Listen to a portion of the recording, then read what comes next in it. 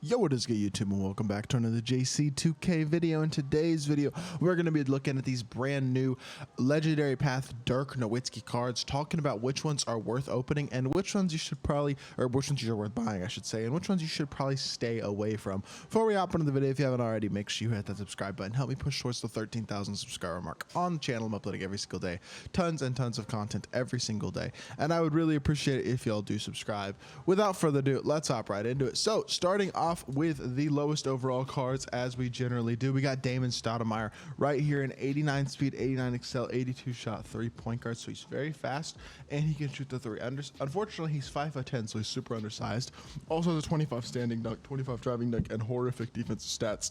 So even though he has a couple of okay bronze badges, I guess, and he's fast, he is not really a particularly usable card in my opinion. I guess he's probably got a decent release to this card. His release is probably pretty good. So he's got a good release and he's fast, but outside of that, not going to be doing a lot on the court. Big, that undersized, especially since he's that horrible defensively as well. Now, second card today, we have Mr. Darko Milicic, who is 76 offense, 77 defense, 7-footer at center, but he's 27 speed and excel, 31 shot 3. You really don't need to see anything else besides 27 speed and excel, 31 shot 3. That makes the card unusable right there. You're super slow and you have no 3-ball unless you're Yao Ming. You literally can't play, and even then, might be tough. Next player is going to be Antonio McDyess, an 82 overall power forward center. Again, 47 speed, 47 excel, 40 shot 3, 6'9". He's even undersized a little bit, and being slow and not being able to shoot and undersized, that might be even worse. This card might be worse than Darko, so yeah. Antonio McDyess, not the move. Jeff Green is 6'8" with a 7 on wingspan, 77 speed and excel, 72 shot 3, 85 driving dunk, 71 interior, 75 lateral.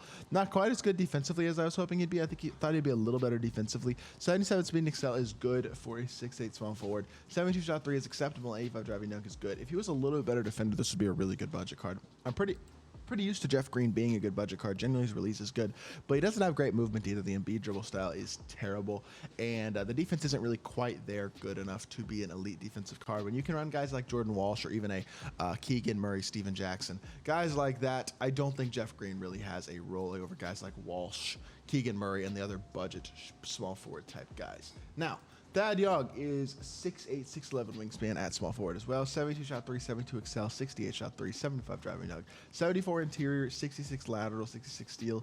Just everything's in the 70s and 60s for this card. He doesn't do anything at an elite level, unfortunately. The defensive badges are pretty good. The finishing badges are pretty good, but I don't think he does enough, honestly, on the court to really deserve a spot, especially with basic dribble style. I don't know how good his release is. He used to have a really good release, but that was a couple years ago. I'm not sure how good Thad Young's release will be this year. And considering the stats are so mediocre, I just don't think he's that great either. There really aren't that many good budget cards in this drop, unfortunately. It's looking like, but maybe Quentin Richardson as a shooting guard would be a good option. 6'6", 74 speed and excel, 86 shot 3, 75 driving dunk. Shooting badges are pretty good. Defensive and playmaking badges are, I guess they're there, but there's really not much there.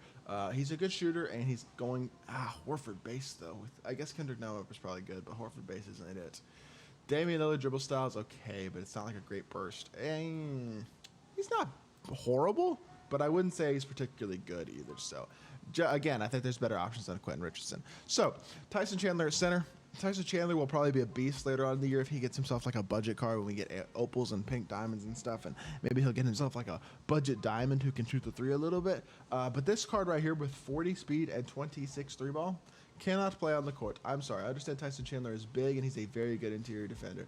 That is not going to do it when you are 40 speed and 26 shot 3. It's just not going to work. A lot of these big men today that are dropping are both slow and can't shoot, and that makes them almost unusable. Kevin Martin is an 85 overall shooting guard small forward as well. 6'7", 6'10" wingspan. This is the best budget card today. I can already see it. 80 speed and excel, 84 shot 3, 65 driving dunk isn't great, and the defense isn't there, but at least he's a good shooter. Should have a very solid release as well. His movement still isn't great, though. He's not amazing, honestly. Like, he's probably the best budget card out of the cards Sapphire below today that I've seen so far, but that doesn't make him amazing. He's okay, but like, is he really really even significantly better than a guy like Tito Mobley from yesterday? I'm not honestly totally sure. Brandon Jennings is going to be our last Sapphire and below. 6'1", 6'4" wingspan, point guard, 89 speed and excel, 76 shot 3. Card's not bad. If he had a little bit higher driving dunk, I mean, 65 will get the job done, but if he had a little higher driving dunk, that'd be nice. He is fast, though, and a capable shooter. Not going to do a lot defensively. 70 lateral, 70 steal being his best defensive badges. It's kind of mid, but the playmaking badges are there. He's got some good shooting ones as well. He may not be a good defender, but really, Damian Lillard's not a good defender. Darius Garland's not a good defender. He's got Patty Mills release as well, and then movement is similar to Dame's. I would say, I mean, pretty good. I think this Brandon Jennings card will be a solid enough point guard option.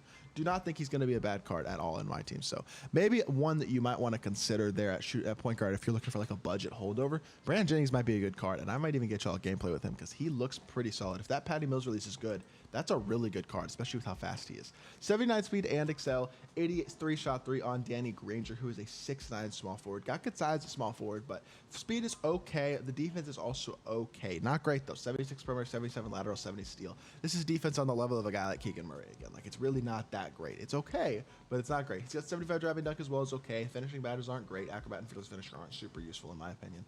Catch and shoot corner specialist are good. Guard up on silver is nice to have. One playmaking badge. Not a lot of badges on this card, though. Very incomplete badge-wise, which I'm not a huge fan of. I, again, would probably prefer a couple of the other options at small forward. The budget guys even. The Jordan Walshes and Matt Barneses and Keegan Murrays of the world, who I know are going to be cheaper and very effective on the court. And I don't know if Danny Granger's going to be worth his price point. Jason Kidd, on the other hand, is probably the card that I expect will be the most worth his price point today. Because Jason Kidd is a 6'4" point guard with a 6'8" wingspan, giving him very, very good size at the PG's position. Not only that, though, he's fast and he defends. 88 speed and excel, 76 shot 3, 85 perimeter, 85 lateral, 85 steal. Still can't dunk. That's not a huge deal, though. The defense is really good and the playmaking is good as well, which is really nice. No speed booster is kind of annoying, but we can live without speed booster, I do believe, at this point in the year. And the defensive PG is very valuable right now, especially with this type of size as well and this type of speed. Even the movement isn't bad. Trae Young combo moves is not the same as Trae Young escape. I don't know what that's looking like, but he's got pro escape, which I guess is kind of okay. It's the same as escape Tatum has. Curry dribble style is okay. It's easy to burst out of, I guess, but that assumes he has a good size up, and I don't know what his size of escape package. I guess the pro escape package, it's not horrible. So J-Kid's size up, not totally sure what that's looking like because I actually haven't used B-Roy yet, but this card will move okay. And he'll be really, really good defensively, plus he will hit wide open shots. And his release is on quick, so it should be an acceptable enough release. Overall, Jason Kidd is going to be a very, very solid point guard option. Top 5 point guard in the game. The best defensive point guard in the game. I can tell you all that right now. Jason Kidd is probably the best card in today's drop, but the last card and the headliner is going to be DIRK NOWITZKI. DIRK is unfortunately 32 speed and excel. DIRK would be really, really good if he was about 57 to 64 speed, somewhere in there. High 50s, low 60s, I think would be high enough to make him usable, and the fact that he could shoot so well would be really, really useful. Unfortunately, he's 32 speed. That is too slow, and his release is also still a bit baited. Is something that I think people are forgetting about this DIRK card as well, is that his release is honestly a little bit baited. Like, he doesn't have a fast release in my team. Now, it's a pretty okay release, but I wouldn't say it's a fast release by any means.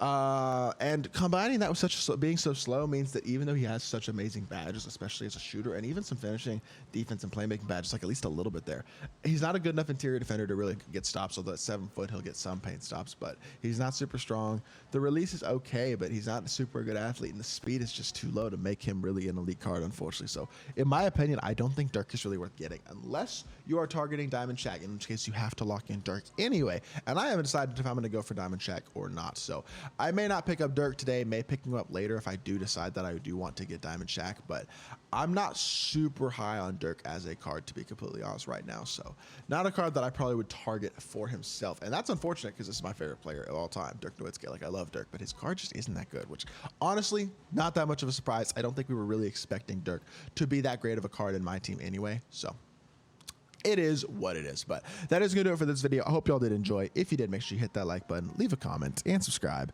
I'll be back with more 2K content very, very soon, and I appreciate y'all. Peace.